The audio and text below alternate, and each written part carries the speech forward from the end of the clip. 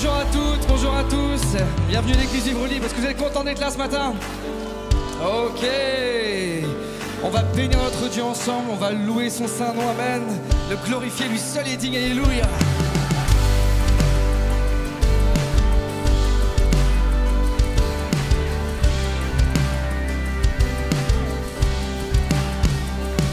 Louons le Dieu qui était, adorons le Dieu qui est, glorifions le Dieu qui sera à jamais. Il délivre les captifs, il ouvre la mer en deux, notre Dieu est victorieux.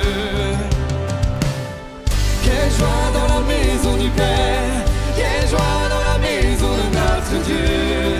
Nous élevons nos voix, nous ne nous tairons pas. Quelle joie dans la maison du Père, oui, il est présent parmi nous. Nous élevons nos voix, nous ne nous tairons pas. Oh, oh, oh, oh, oh, oh. Notre Dieu qui guérit, amen. Louons le Dieu qui guérit, louons le Dieu qui agit, louons le Dieu qui nous ouvre le chemin. Sur la croix il s'est livré, puis il est ressuscité. Notre Dieu nous redonne vie. Amen. Quelle joie dans la maison du Père, quelle joie dans la maison de notre Dieu.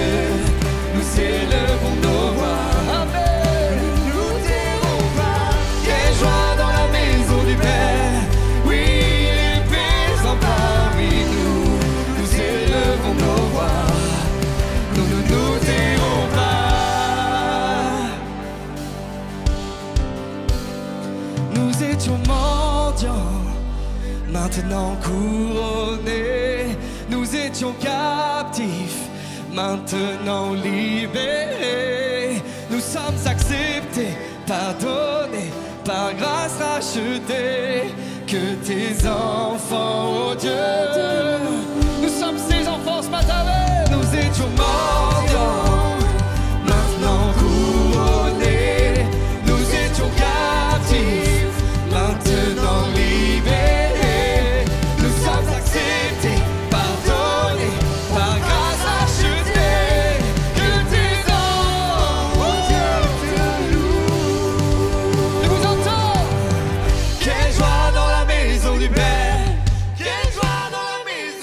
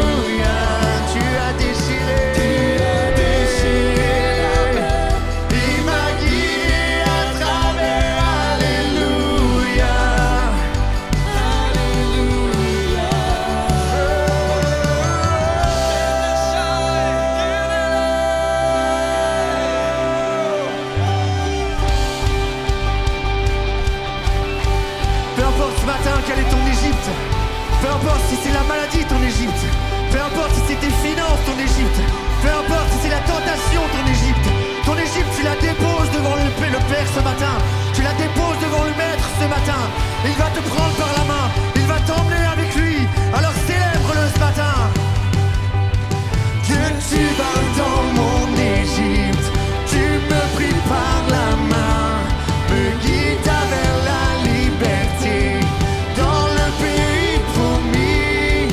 Jamais je ne t'oublierai, ton nom je chanterai, la mort à jamais emporté par l'ardeur de ton amour. Que tu vas dans mon Égypte, tu me pris par la main, me guide vers la liberté, dans le pays promis. Jamais je ne t'oublierai, ton nom je chanterai, la mort à jamais emporté par l'ardeur de ton amour. Seigneur, tu combats pour moi, que la victoire est en toi. Alléluia, chante Alléluia. Alléluia. Tu as déchiré la mer et m'as guidé à travers. Alléluia. Alléluia. Seigneur, tu combats pour moi, que la victoire est en toi. Alléluia. Alléluia. Tu as déchiré la mer et m'as guidé à travers. Alléluia. Alléluia. Seigneur, Seigneur, tu combats pour moi, que la victoire est en toi. Alléluia. Alléluia. Tu as déchiré la mer et m'as guidé. Alléluia. Alléluia. Alléluia. Ce matin, Dieu peut venir dans ton Égypte. Visualise-la. Pense à ton Égypte, celle qui te freine, celle qui te fait tourner en rond en permanence. Tu tournes et tu tournes et tu tournes, mais tu n'avances pas. Ce matin, Dieu vient. Laisse-le venir dans ton Égypte. Il va t'emmener vers la promesse. Il va t'emmener vers la guérison. Il va t'emmener vers l'assurance. Il va t'emmener vers le confort que tu attends. Il va t'emmener vers une vie transformée. Alors ce matin, laisse-le venir dans ton Égypte. Dépose tout devant lui. Alléluia. Alléluia. Alléluia. Amen. Tu peux taper des mains ce matin. Alléluia. Jésus. Oh. Que tu vas dans mon Égypte, tu me pris par la main, me guides vers la liberté, dans le pays promis. Jamais je ne t'oublierai, ton nom je chanterai. Alléluia. La mort à jamais emporté par l'ardeur de ton amour. Que tu vas dans mon Égypte, tu me pris par la main, me guide vers la liberté, dans le pays promis. Jamais je ne t'oublierai, ton nom je chanterai, la mort à jamais remporté par l'ardeur de ton amour. Seigneur, tu combats pour moi, que la victoire est en toi. Alléluia. Alléluia. Tu as déchiré la mer et m'as guidé à travers. Alléluia. Alléluia. Dernière fois. Seigneur, tu combats pour moi, que la victoire est en toi. Alléluia. Alléluia. Tu as déchiré la mer et m'as guidé à travers. Alléluia.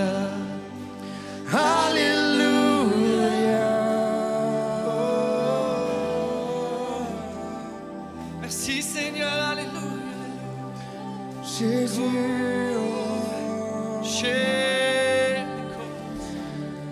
t'adorons.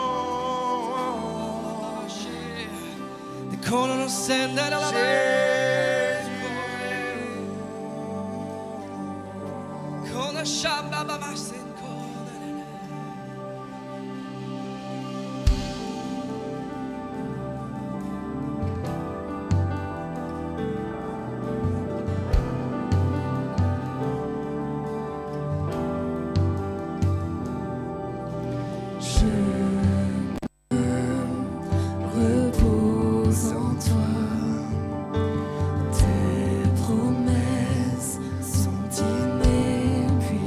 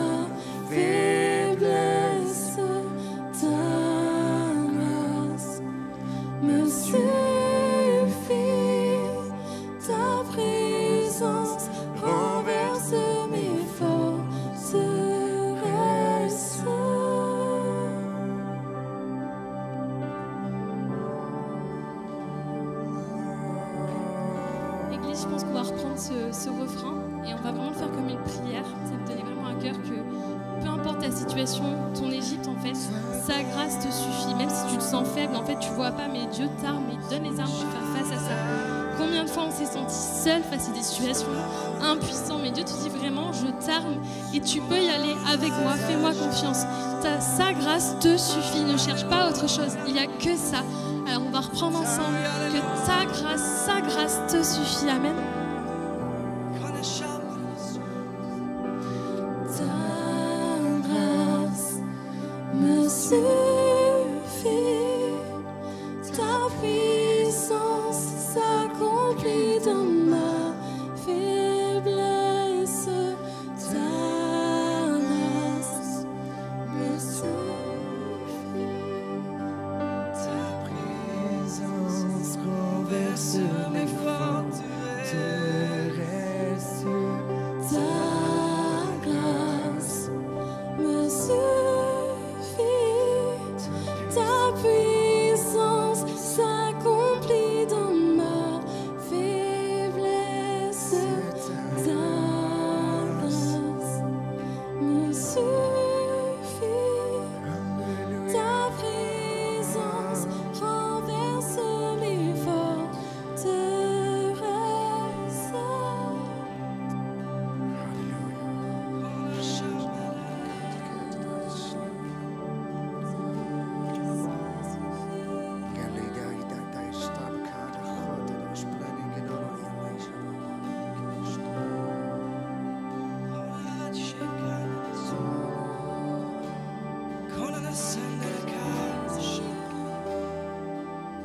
Voix s'élève dans ce lieu pour bénir le roi des rois.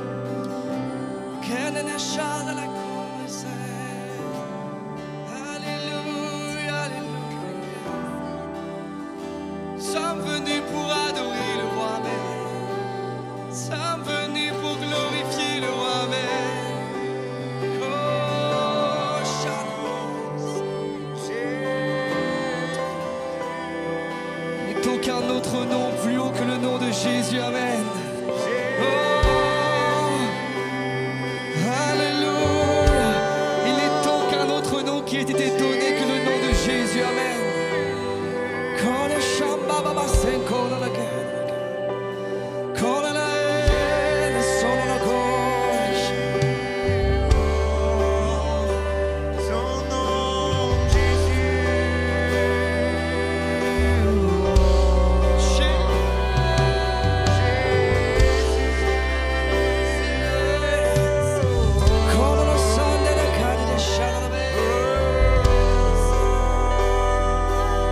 Voulons ta présence, Seigneur, nous désirons ta gloire dans ce lieu, Jésus, amen.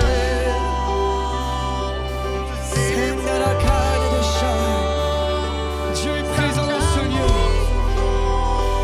Nos louanges ont fait descendre la présence de Dieu ce matin dans ce lieu, dans son église, au milieu de son peuple, alléluia.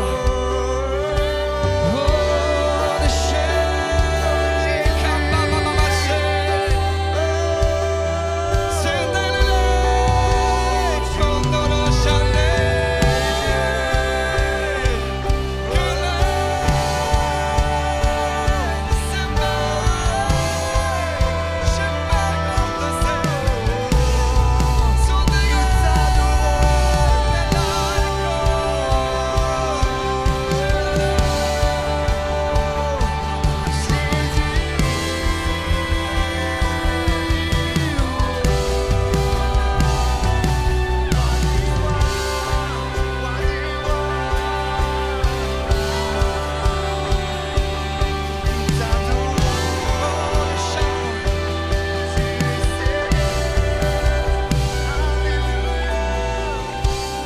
Ma joie est dans la faiblesse. Réalise ça, Je suis c'est complètement illogique, alors je suis mais c'est ça la grâce de Dieu dans ta vie ce matin. ma joie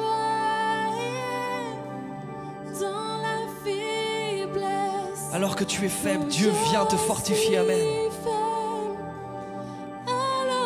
Ce matin, nous voulons déclarer la force du Seigneur dans ta vie, alléluia. Cette puissance qui a ressuscité Christ vit en toi ce matin, alléluia. Quand je suis faible, alors Bénis je Dieu pour suis ta faiblesse parce qu'il va te rendre forte, il va te rendre fort, alléluia. Est-ce que tu peux chanter ces paroles et déclarer la puissance de Dieu sur ta vie ce matin, alléluia. Quand je suis faible, alléluia.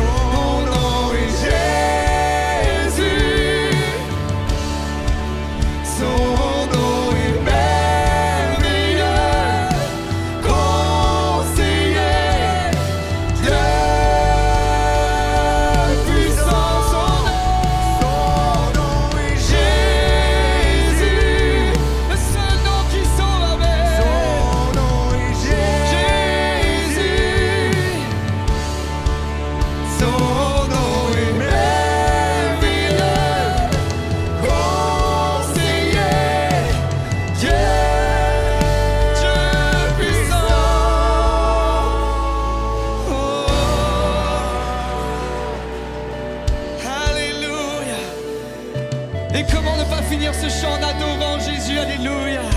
Jésus. Alléluia. Acclamons-le, amen. Il est digne de gloire, il est digne de gloire. Chantons, nous t'adorons. Nous t'adorons. Nous t'adorons. Nous t'offrons nos vies. Nous t'offrons nos vies. Nous chantons. Nous chantons. Nous crions pour le roi des Nous rois. crions. Nous t'adorons. Nous t'adorons. T'offrons nos vies. Nous t'offrons nos vies. Nous chantons. Nous chantons. Nous crions. À nous soit le amen. Et nous t'adorons. Nous D'une seule et même voix. t'adorons. Nous t'offrons nos vies. Nous t'offrons nos vies. Nous chantons. Nous chantons. Oh, nous crions, amen. Et nous crions. Ensemble, nous t'adorons. Nous t'adorons. Nous t'offrons nos vies. Nous t'offrons nos vies. Oh, nous chantons. Nous chantons. Et nous crions. Nous crions.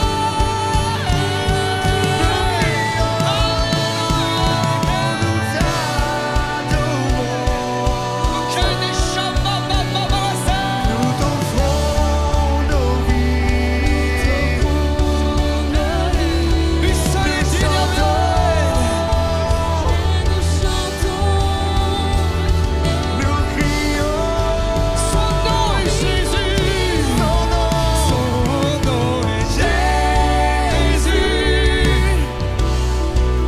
Son nom est Jésus. Son nom est Jésus. Son nom est merveilleux. Conseiller, Dieu puissant. Son nom est Jésus. Le seul qui peut te changer, amen. Son nom est Jésus. Son nom est merveilleux, conseiller, Dieu. Une dernière fois, son nom est Jésus. Son nom est Jésus. Jésus, amen. Son nom est merveilleux, conseiller, Dieu puissant.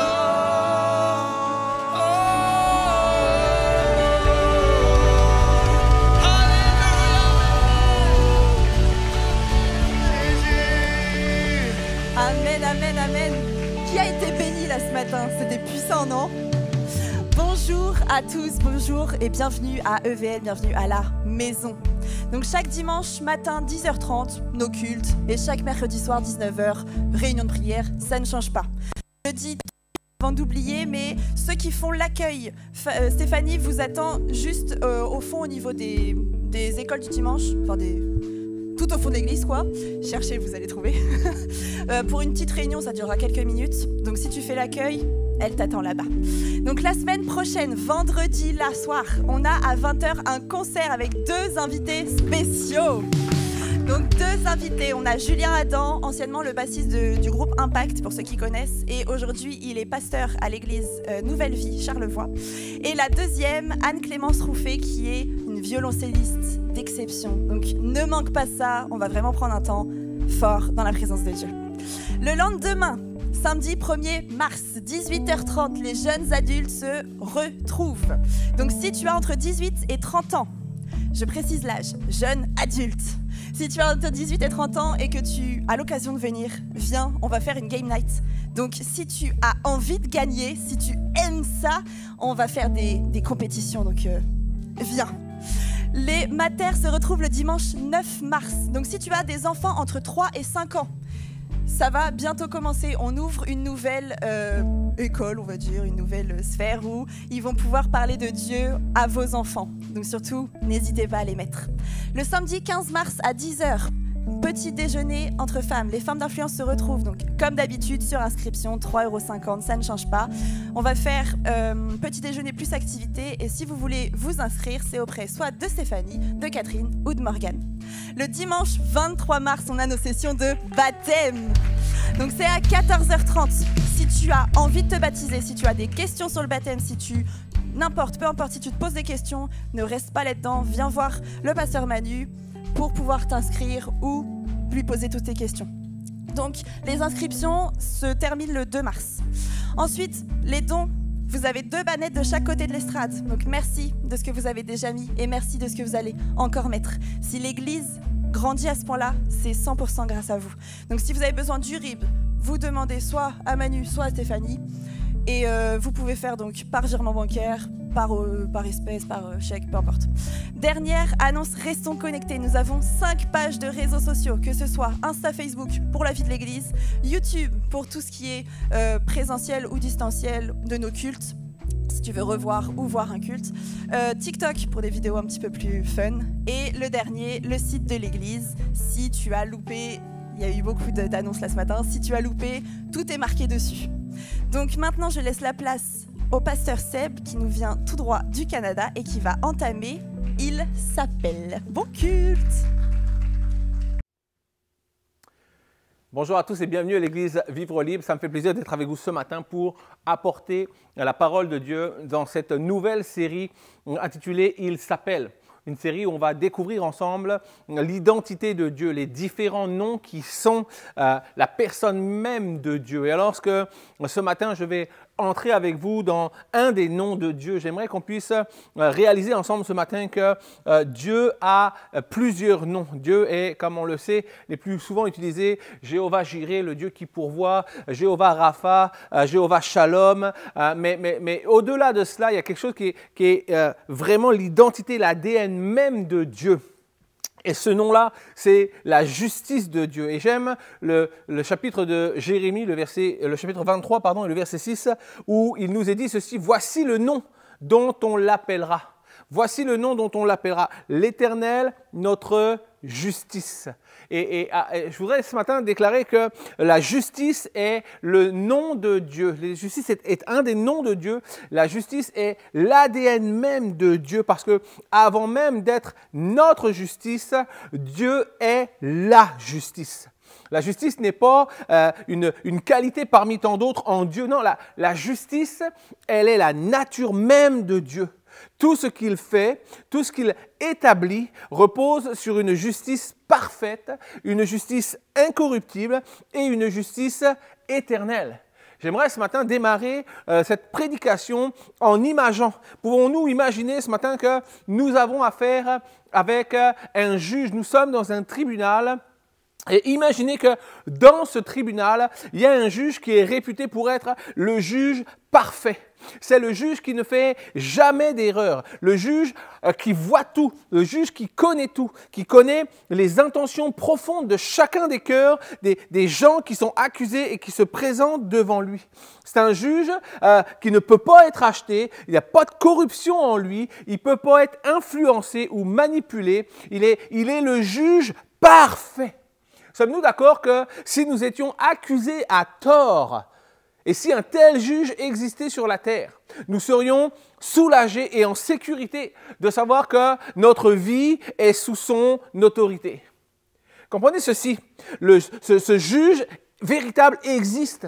Et il est bien plus qu'un homme sur un siège dans un tribunal sur cette terre. Il est l'Éternel. Le texte nous dit, il est Yahweh Tzidkenu, l'Éternel, notre justice. Ce verset que nous avons lu dans le chapitre 23 de Jérémie.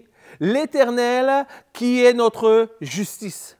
Dieu ne fait pas que rendre justice. Dieu, il est la justice. Ce qui le définit, c'est ce qu'il fait. Il est justice, il rend justice. Dieu ne se contente pas d'être juste, il est la justice par excellence. Toute mon introduction porte sur l'identité même de Dieu. La justice, pourquoi? Parce que nous allons développer ensemble ce matin que si Dieu est justice, il nous appelle à être justice. Dieu ne se contente pas d'être juste. Je le disais, il est la justice. Toute justice qui n'émane pas de lui est une justice imparfaite, une justice biaisée. Mais lui ne fait que juger avec sa justice, son identité, sa nature même. Il est la source de la droiture et la source de toute équité. Je ne peux pas dire autrement pour démarrer mon message que la justice n'est pas seulement un principe moral. Elle est la nature même de Dieu et elle est appelée à être l'empreinte sur chacun de ses enfants que nous sommes, que vous êtes ce matin. Quelqu'un aurait juste dû dire Amen. Oui, nous sommes des enfants de la justice, appelés par un Dieu de justice pour appliquer des œuvres de justice. Si l'Éternel est notre justice, si on l'appellera du nom de l'Éternel notre justice, nous voulons nous aussi être justice pour autrui. Aujourd'hui, on va découvrir ensemble comment cette justice parfaite, elle peut changer nos vies, elle peut augmenter notre foi dans une manière de vivre selon la volonté de Dieu sur la terre. Premier point de mon message ce matin, c'est que la justice de Dieu, elle doit être une priorité divine. Ésaïe, le chapitre 1er, le verset 17 nous dit « Apprenez à faire le bien, recherchez la justice, protégez l'opprimé, faites droit à l'orphelin, défendez la veuve. » Comprenez ceci, c'est des infos tout à fait importantes. Il y a plus, dans la parole de Dieu dans la Bible, il y a plus de 2000 versets qui parlent de la justice, de l'amour et de la préoccupation de Dieu pour ceux qui sont démunis, pour ceux qui sont en souffrance. Dans l'Ancien Testament, la justice est le deuxième sujet le plus abordé après l'idolâtrie. Alors pourquoi est-ce qu'on fait un lien entre idolâtrie et justice? Parce qu'on voit concrètement dans la parole de Dieu, lorsqu'on lit les écrits bibliques, on se rend compte que lorsque le peuple de Dieu se détournait vers l'idolâtrie, il oubliait littéralement la justice. Il oubliait de prendre soin des pauvres. Il oubliait de protéger les vulnérables. Je ne peux pas dire autrement que quelqu'un qui s'éloigne de Dieu va systématiquement s'éloigner de la justice. C'est pourquoi nous avons besoin d'être proches de Dieu. Nous avons besoin de marcher avec lui afin de demeurer dans sa justice. Loin de Dieu, la justice devient une illusion. Mais proche de Dieu, elle devient une mission. Ouh, c'est bon. Je le redis. Loin de Dieu, la justice devient une illusion.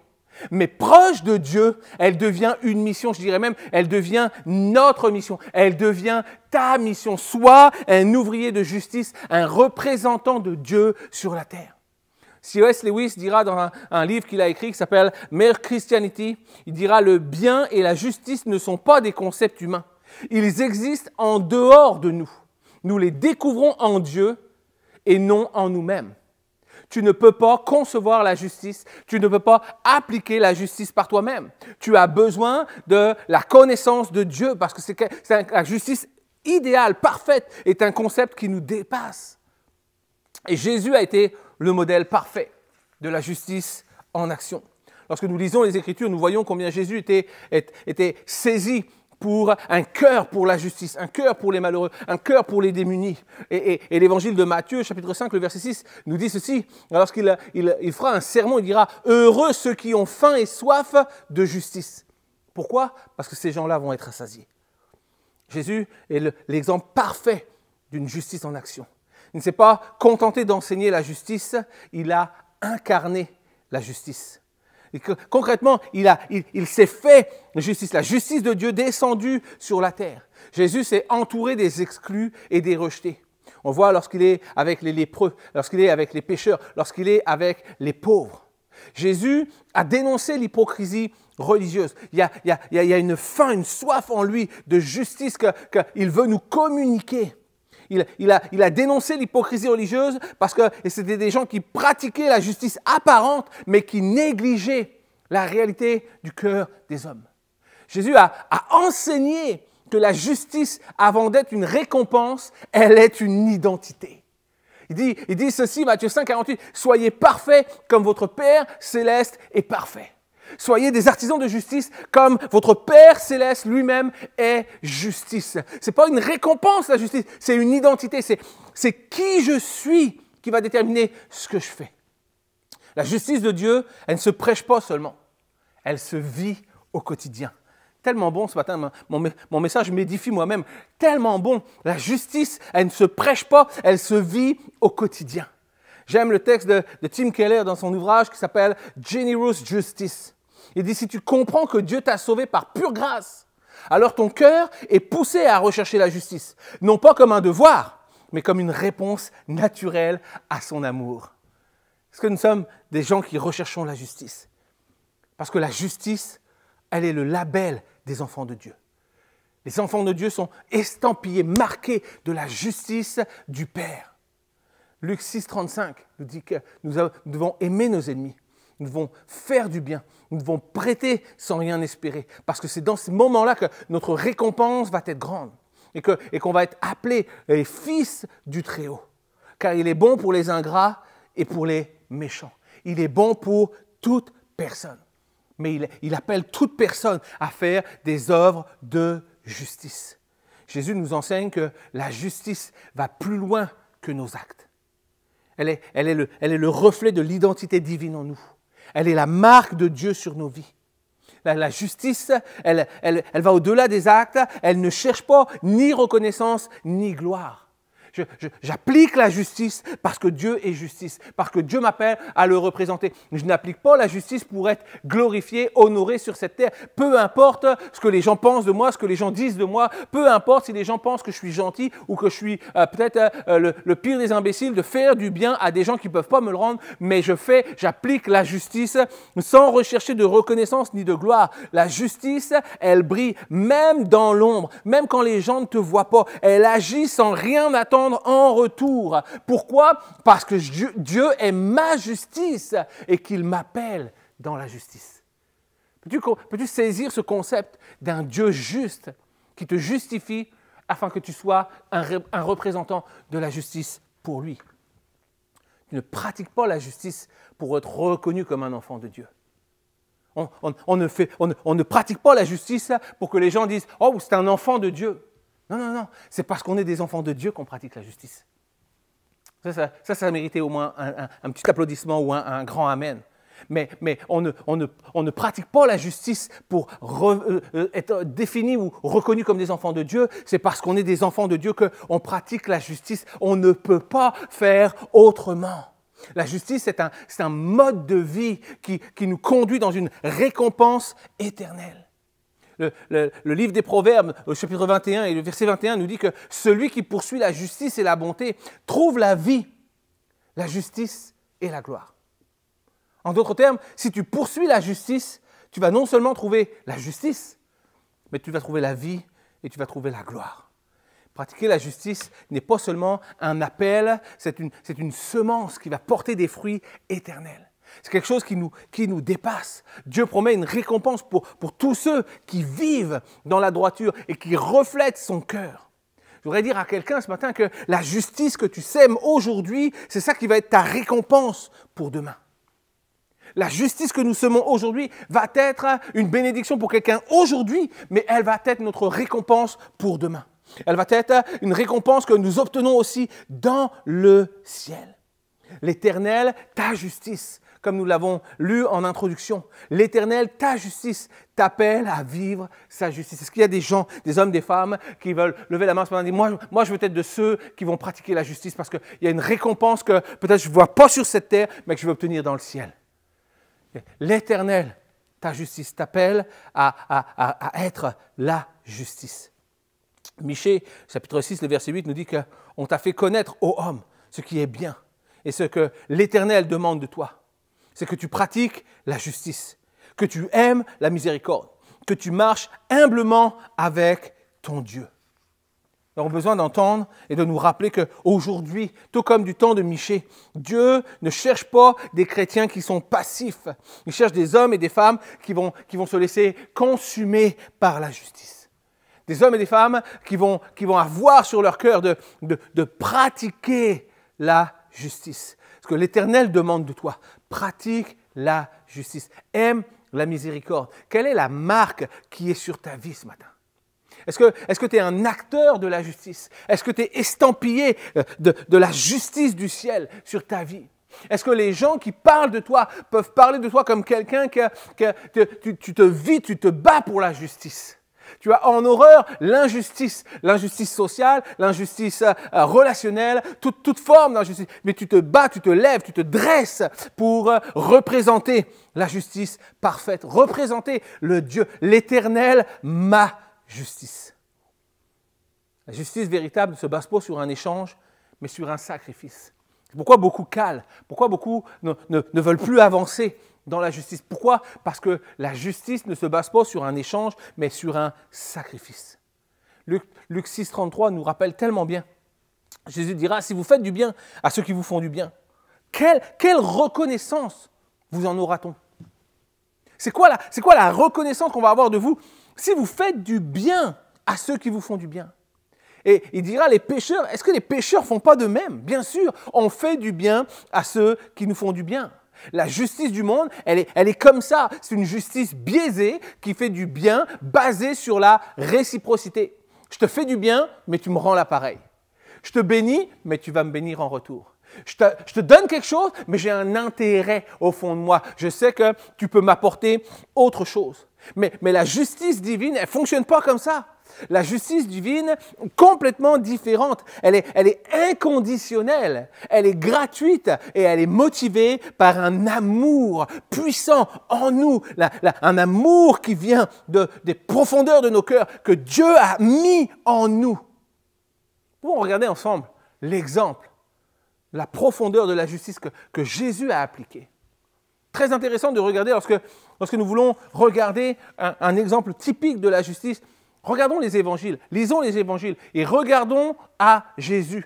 Il y avait une profondeur de justice que Jésus appliquait dans sa vie, dans son ministère. Rendez-vous compte que Jésus a pardonné ceux qui l'ont crucifié. Pardonne-leur, ils ne savent pas ce qu'ils font, ils n'ont pas conscience. Il aurait pu lever du poing, il aurait pu renvoyer insulte pour insulte, il aurait pu dire c'est inadmissible, je n'ai rien fait, vous vous trompez. Non, mais lui, il a choisi de pardonner. La justice du ciel, la justice, l'identité de Dieu nous amène dans des choses impossibles à réaliser en tant qu'homme, en tant que femme, mais qui sont devenues capables, possibles en nous lorsque l'Esprit de Dieu habite en nous. Nous sommes capables de pardonner à ceux qui nous font du mal. Nous sommes capables de pardonner à ceux qui nous ont blessés. La justice du ciel nous conduit dans des sphères incompréhensibles de plus que tu vas me faire mal, plus que je vais t'aimer, plus que je vais te pardonner. Pourquoi? Tu as besoin de rencontrer à travers moi la justice du ciel. Dieu est justice. Jésus, l'exemple de la profondeur de justice appliquée par Jésus, il guérit des lépreux qui ne sont même pas venus le remercier. C'est fou de voir ça.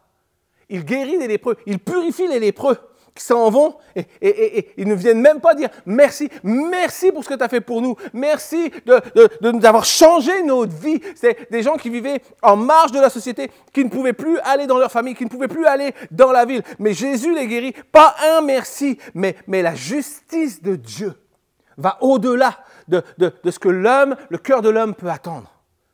Des remerciements, des vengeances.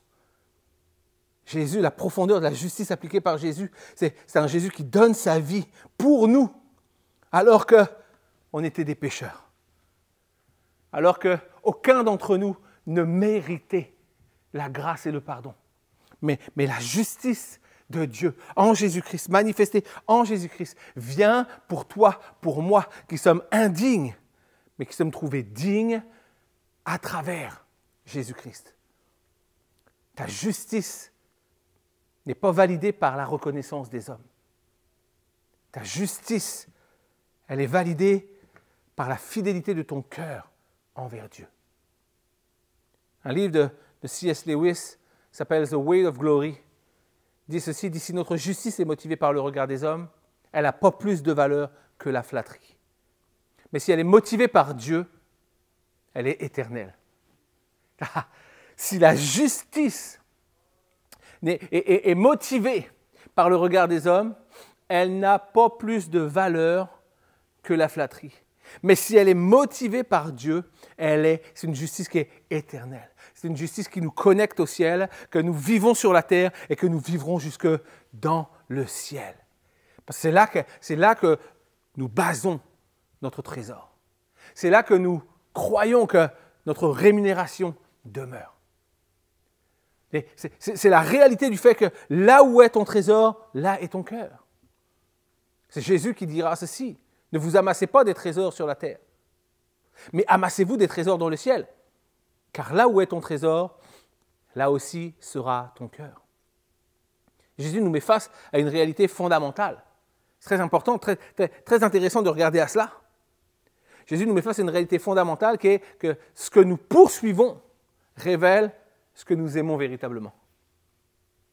C'est pas très intéressant à entendre, mais c'est une réalité.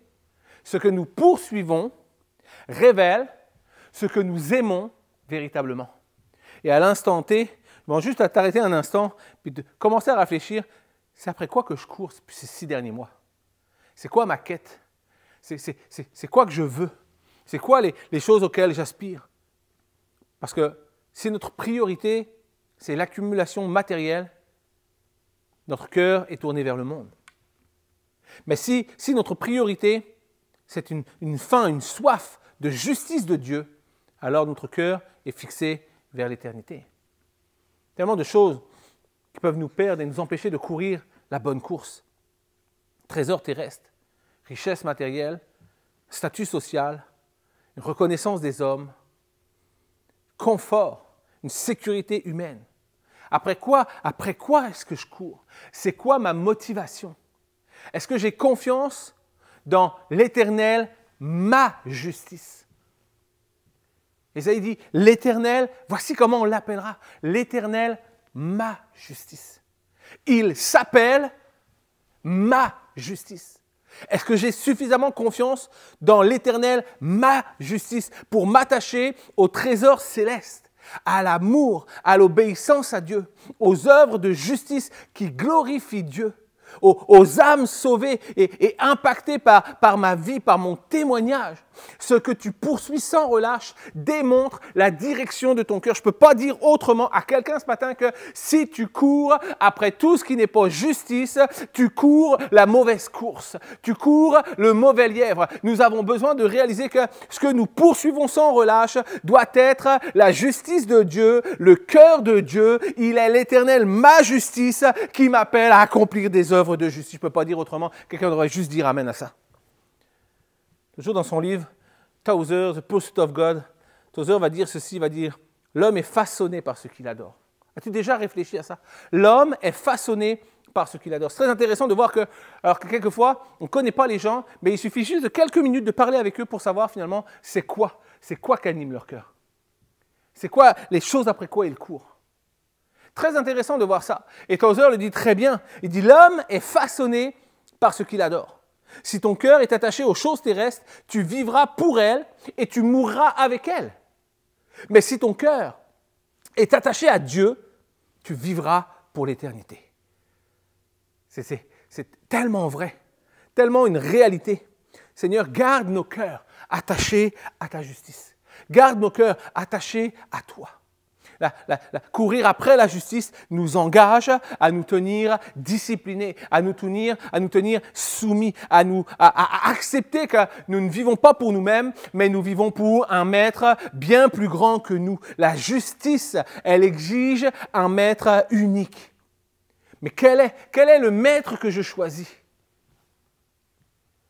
La parole de Dieu nous dit, on peut pas servir deux maîtres.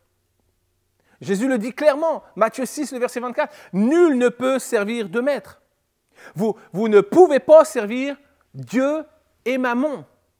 Et pour les gens qui ne comprendraient pas ce verset, c'est une représentation d'une divination où Jésus dit, tu peux pas tantôt servir Dieu, puis tantôt servir Mammon. Et Mammon, c'est la représentation souvent des richesses, de tout ce qui est monétaire, argent, monnaie, gloire terrestre.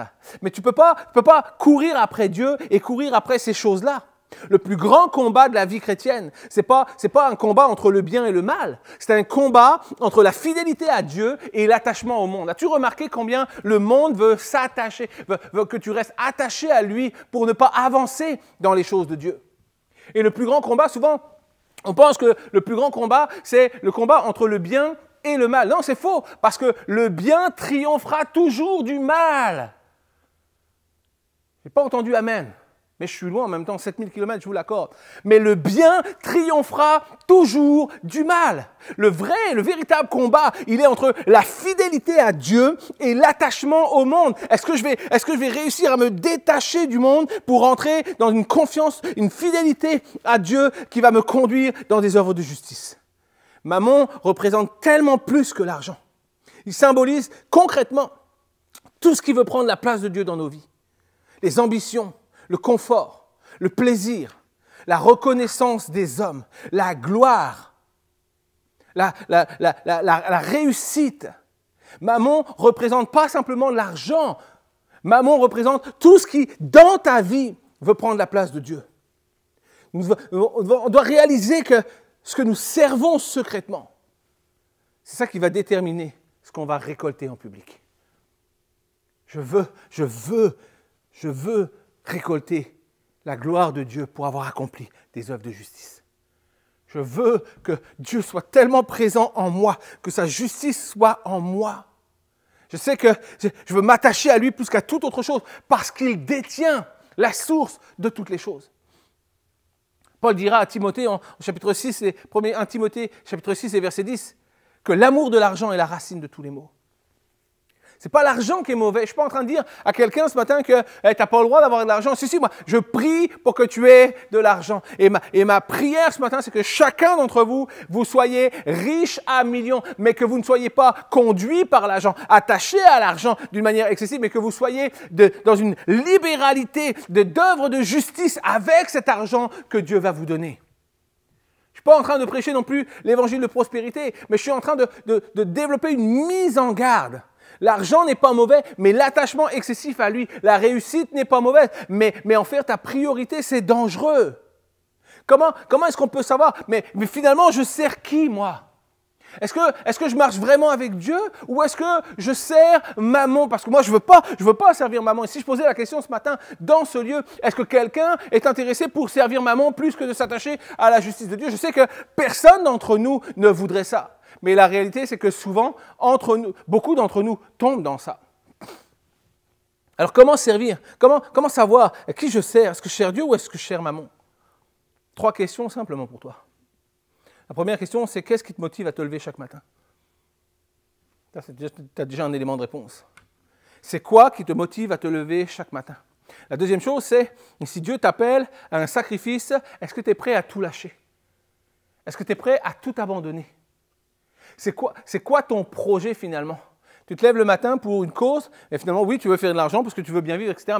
Mais si Dieu t'appelle à tout abandonner, à tout lâcher, si Dieu t'appelle à quitter la France pour partir à 7000 km, servir dans une église où tu abandonnes tout ton confort de vie, est-ce que tu vas le faire? Comment savoir si je sers Dieu ou si je sers Mammon? Est-ce que tu es plus préoccupé par ce que tu possèdes ou par ce que tu vas laisser comme héritage spirituel dans ta famille, dans ton église, autour de toi? David Platt dira ceci: nous avons transformé l'Évangile en un message de confort et de prospérité, alors que Jésus a prêché le renoncement et la poursuite du royaume avant toute chose. C'est ce que Jésus dit: cherchez premièrement le royaume et la justice de Dieu, et toutes les choses vous seront données par-dessus. Qu'est-ce qui te motive à te lever chaque matin? Si Dieu t'appelle à sacrifier, est-ce que tu es prêt? Est-ce que tu es plus préoccupé par ce que tu possèdes ou par l'héritage spirituel que tu vas laisser autour de toi? La justice divine est une récompense éternelle pour ceux qui cherchent premièrement le royaume de Dieu. Jésus nous donne une promesse que si nous poursuivons sa justice divine, Dieu va s'occuper de tout le reste. Peut-être là ce matin, tu dois entendre cette phrase que arrête de chercher ta propre réussite, mais commence à t'attacher sérieusement à Dieu parce que Dieu a un plan tellement plus grand que tu peux imaginer. Mais si tu commences à chercher premièrement le royaume de Dieu et quoi? Et sa justice, toute chose te sera donnée par-dessus.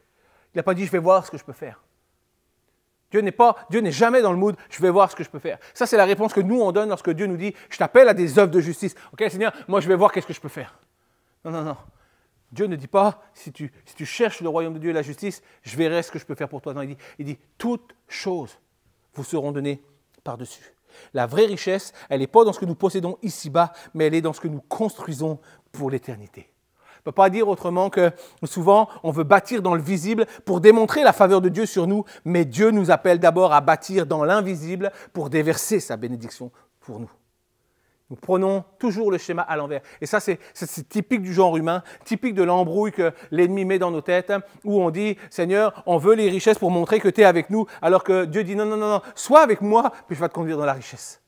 Je vais te donner tout ce que ton cœur désire. Mais cherche premièrement le royaume et la justice de Dieu. C'est tellement bon ce message, je m'édifie moi-même. Les richesses terrestres ont une date d'expiration, mais la justice vécue pour Dieu, c'est un trésor éternel. C'est ceux qui cherchent le royaume de Dieu trouvent tout. Mais ceux qui cherchent tout, ils perdent le royaume de Dieu. Une très belle phrase de Dietrich Bonhoeffer, qui est un théologien. Il a dit ceci, et c'est tellement vrai. Ceux qui cherchent le royaume trouvent tout. Mais ceux qui cherchent tout le reste perdent le royaume. Alors ma question ce matin, il est où ton cœur? Il est où ton cœur ce matin? Est-ce que tu es en train d'accumuler des richesses éphémères ou des trésors éternels? Est-ce que tu sers Dieu avec un cœur intègre ou partages-tu ton allégeance envers Dieu et envers le monde? Un peu avec Dieu, puis un peu avec le monde. Ta justice, est-ce qu'elle est motivée par la reconnaissance des hommes ou par l'amour de Dieu? Dieu nous appelle à une justice qui ne dépend pas des circonstances, mais il nous appelle à un cœur entièrement tourné vers lui. Ce matin, j'aimerais vraiment te conduire dans la justice qui va t'amener à comprendre la générosité, le cœur même de l'Évangile. Luc 12, les versets 33 et 34 nous dit ceci.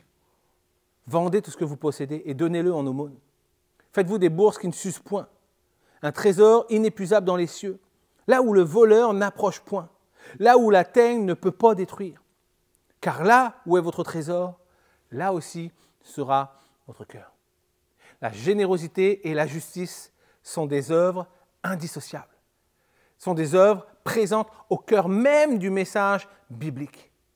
C'est quelques chiffres juste comme ça pour vous démontrer la réalité de la générosité et de la justice du cœur même de Dieu. 1 verset sur 10 dans les évangiles parle de l'argent et de la générosité. Dans l'évangile de Luc, juste l'évangile de Luc, c'est plus d'1 verset sur 7 qui traite sur ce sujet. Jésus a parlé plus souvent de la générosité et de la justice que du ciel, de l'enfer, de la prière ou de la louange, tout ça réuni. Le message, un des messages principaux dans la parole de Dieu, c'est la générosité et la justice. Pourquoi? Parce que notre rapport à l'argent et à la justice révèle l'état véritable de notre cœur. Je cours après quoi ce matin? Je veux quoi ce matin? Je m'attache à quoi ce matin? Si je veux savoir où est mon cœur, juste à regarder où est-ce que va mon argent. Je fais quoi avec mon argent? Puis ça va nous donner une vraie piste de savoir c'est qui que je sers ce matin. Est-ce que je suis attaché à la justice de Dieu ou est-ce que je suis dans des œuvres et un cœur partagé? Donner pour la justice va faire de toi un acteur du royaume. Le livre des Actes, chapitre 20, verset 35, nous dit qu'il y a plus de bonheur à donner qu'à recevoir. C'est une réalité fondamentalement testée, que j'ai exercée, que j'ai approuvée. Et c'est tout ce que j'ai découvert, c'est que plus tu donnes, plus Dieu te donne. Mais plus tu donnes avec un cœur pour recevoir, moins tu vas recevoir. Mais plus tu donnes parce que tu as confiance dans l'Éternel, ma justice, plus Dieu va être juste envers toi. Quand je vis cette dimension de la parole de Dieu, il y a plus de bonheur à donner qu'à recevoir. Je suis plus qu'un simple spectateur du royaume, je deviens un acteur, j'entre dans la dynamique divine. Le problème, c'est que souvent on donne et on dépense pour des choses qui sont éphémères. On va dépenser dans des objets que finalement on va finir par déclarer inutiles. Un exemple concret, et je vise personne ici, je vais vous parler de moi, et ça va vous faire rire, c'est certain. Mais moi, tout au long de ma vie, j'ai 47 ans aujourd'hui, mais tout au long de ma vie, entre 20 et 47 ans, j'ai eu des pics comme ça où je me suis dit, waouh Seb, il faut que tu te remettes en forme. Tu ne peux pas garder ce corps-là. Je sais là, mon corps, il est au top, je vous l'accorde. Merci pour les applaudissements. Mais je sais que j'ai eu des pics comme ça, je dis, tu ne peux pas garder ce corps-là, Seb, il faut que tu fasses quelque chose, il faut que tu t'entretiennes. Et je me rappelle d'un moment, un épisode dans ma vie, j'avais peut-être 30-35 ans, où c'est comme je dis, waouh, il faut que je fasse quelque chose. Et là, j'ai vu sur les réseaux sociaux un truc magique, ça s'appelle une combinaison de sudation. Et je ne sais pas si c'est que quelqu'un a déjà connu ça. Puis soyons honnêtes, là, je suis sûr qu'il y en a qui ont déjà acheté une combinaison de sudation ici. Là. Et c'est comme une espèce de gros méga sac plastique dans lequel tu rentres pour faire du sport, puis ça te fait suer. Et comme moi, j'étais dans un moment de ma vie où j'ai dit non, il faut que je me remette en forme, je ne me suis pas arrêté à acheter une combinaison de sudation. J'ai entrepris aussi, j'ai acheté une corde à sauter. Puis j'ai acheté des barres de traction, tu sais, le genre de barre que tu accroches sur une porte, puis tu fais des tractions. Et je dis, OK, je suis parti, ça m'a coûté de l'argent, élan de motivation, finalement, jamais utilisé, une seule fois. Une seule fois. Et c'était tellement lamentable. La vérité, dans ma combinaison de sudation, accrochée à ma barre de traction, j'avais l'air juste d'un gros sac poubelle qui pendait accroché à une barre. Fait que je dis, terminé, c'est fini. Mais la réalité, soyons sérieux, c'est que combien d'entre vous, vous êtes comme moi, on dépense pour des choses qui n'ont aucun impact, aucun intérêt. On finit par qualifier ça d'argent perdu. On a mis ça à la poubelle. Mais combien d'entre nous, si on avait mis ça dans le royaume de Dieu, juste pour dire, je vais semer cet argent, avant de faire un prochain achat compulsif, pose-toi la question, y a-t-il quelqu'un qui a besoin plus de mon argent que je vais dépenser pour acheter la dernière paire de claquettes à la mode ou le dernier Bermuda? Encore une fois, je ne suis pas en train de vous dire de ne pas acheter de vêtements, mais c'est juste que, soyons honnêtes, des fois, nos penderies sont pleines de vêtements qu'on n'a pas l'utilité. Mais c'est une réalité. Combien d'entre nous on dépense et l'argent est perdu? Mais ce que je dépense sur la terre peut se perdre. Mais je voudrais juste te sensibiliser sur le fait que ce que tu vas semer dans le royaume de Dieu, ça porte un fruit et une justice éternelle. C'est pour ça que nous avons besoin de réaliser que nous avons besoin de semer dans le ciel. Donner pour le royaume, c'est investir pour l'éternité. Matthieu 6, le verset 20, nous dit « Amassez-vous des trésors dans le ciel, là où la teigne et la rouge ne détruisent point, là où les voleurs ne percent ni ne dérobent. » Ici-bas, l'argent peut être perdu, mais dans le royaume de Dieu, il n'y a rien qui n'est gaspillé. Quand je donne pour l'œuvre de Dieu, je construis quelque chose qui va avoir un impact éternel. Je sème dans un champ qui va produire une moisson que même le temps ne pourra pas effacer. Ce que je donne pour Dieu ne disparaîtra jamais. Il va devenir un trésor céleste. J'aime vraiment cette phrase tirée d'un livre qui s'appelle The Blessed Life. Le livre s'appelle en français Une vie bénie. C'est le livre du pasteur Robert Morris. Et il dit ceci, il dit « Quand tu donnes à Dieu, tu ne perds pas. Quand tu donnes à Dieu, tu investis dans la seule entreprise qui ne fait jamais faillite. » Quelqu'un devrait dire Amen. Ça m'appelait à être cette église. Une église de justice. Une église générale, mais une église individuelle, une église de justice. J'aimerais conclure mon message ce matin en rappelant cette parole que j'ai citée au début de Michée 6, le verset 8. « On t'a fait connaître, ô homme, ce qui est bien et ce que l'Éternel demande de toi. C'est que tu pratiques la justice, que tu aimes la miséricorde et que tu marches humblement avec ton Dieu. » Comprenez ceci, le prophète Michée exerçait son ministère environ 800 ans avant la venue de Jésus-Christ et il prophétise dans un contexte de corruption généralisée. d'injustice sociale, d'infidélité spirituelle. Il n'y a plus rien qui va dans le pays. Le peuple d'Israël, le peuple de Juda vivait dans une prospérité économique, mais ils avaient abandonné la justice de Dieu. Ils remplissaient leurs poches, mais ils vidaient littéralement leur cœur de la justice que Dieu les appelait. Les dirigeants étaient corrompus, les exploitants, les hommes exploitaient les pauvres et les prêtres manipulaient la foi pour leurs propres intérêts. Voyez-vous le contexte dans lequel Michée s'adresse à eux lorsqu'il dit « On t'a fait connaître ce qui est droit, on t'a fait connaître ce que l'Éternel attend de toi, c'est que tu pratiques la justice. » Je veux dire à quelqu'un ce matin, pendant que j'invite les musiciens juste à venir, nous ne pouvons pas nous contenter d'une foi théorique. Nous ne pouvons pas nous arrêter avec une foi sans impact dans la réalité de la vie. La justice n'est pas une idée abstraite. Elle est l'expression vivante du royaume et du cœur de Dieu sur la terre à travers toi et à travers moi.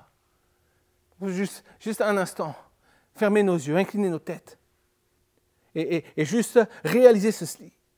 La justice n'est pas une idée abstraite, mais elle est l'expression vivante du royaume et du cœur de Dieu sur la terre, représenté par chacun d'entre nous. Il y a des gens qui ont une vision extraordinaire sans jamais se mettre en action. Ça produit une église de rêveurs. Des gens enfermés dans des discours, mais sans transformation concrète, sans action concrète. Puis il y a des gens qui, eux, sont dans l'action permanente. Ils veulent faire les choses, mais aucune vision. Puis ils vivent une foi qui est réduite. Ils agissent sans but, sans révélation divine. J'aimerais dire à quelqu'un ce matin qu'une vision avec action, une justice vécue, ça c'est une église qui va révolutionner le monde. Dieu ne cherche pas des spectateurs de sa justice. Il cherche des acteurs qui s'engagent pour elle. Ça peut être toi ce matin. Ça peut être toi ce matin. Retour à l'Éternel, ma justice. Un retour à l'Éternel, ma justice. Le seul véritable, le seul Yahweh Tzidkenu, l'Éternel, notre justice. Jacques, chapitre 2, verset 17, dit que la foi, si elle n'a pas les œuvres, elle est morte en elle-même. Alors qu'est-ce qu'on fait ce matin avec cette révélation? Est-ce qu'on va rester des rêveurs qui parlent de justice sans jamais l'appliquer? Est-ce qu'on va s'épuiser dans des actions sans direction, en oubliant que Dieu a un plan précis pour nous, pour toi, pour moi, pour l'Église? Ou est-ce qu'on va devenir une Église qui va manifester la justice, qui transforme sa génération et qui porte un impact réel? Ce matin, je veux juste terminer en disant ceci. Une vision sans action, c'est une illusion. Une action sans vision, c'est une confusion. Mais une vision avec action, c'est une révolution. Est-ce que je peux juste entendre l'Église acclamer le Dieu qui veut te conduire dans une révolution? On se lève ensemble ce matin. Et juste pour terminer, j'aimerais te dire que nous pouvons passer de la parole à l'action. Nous pouvons déclarer ce matin, Seigneur, fais de moi l'instrument de ta justice. Que je ne sois pas simplement un auditeur, un spectateur, mais que je devienne un acteur pour ton royaume. Donne-moi une vision claire, donne-moi le courage de mettre en action ta justice et les œuvres de justice. Ce matin, on peut décider de prendre cette décision. Si c'est ton cas ce matin, juste lève la main là où tu es. On veut prier avec toi ce matin avant de te laisser aller. Mais ce matin, tu peux décider, je vais pratiquer la justice au quotidien. Je veux devenir généreux en aidant ceux qui ont besoin. Je veux soutenir les œuvres du royaume, des œuvres de justice pour l'Éternel, notre justice. Je veux accomplir des actes concrets de foi, de justice, de générosité. Je veux être le témoin actif de la justice de Dieu dans ma famille, dans mon église et dans ma ville.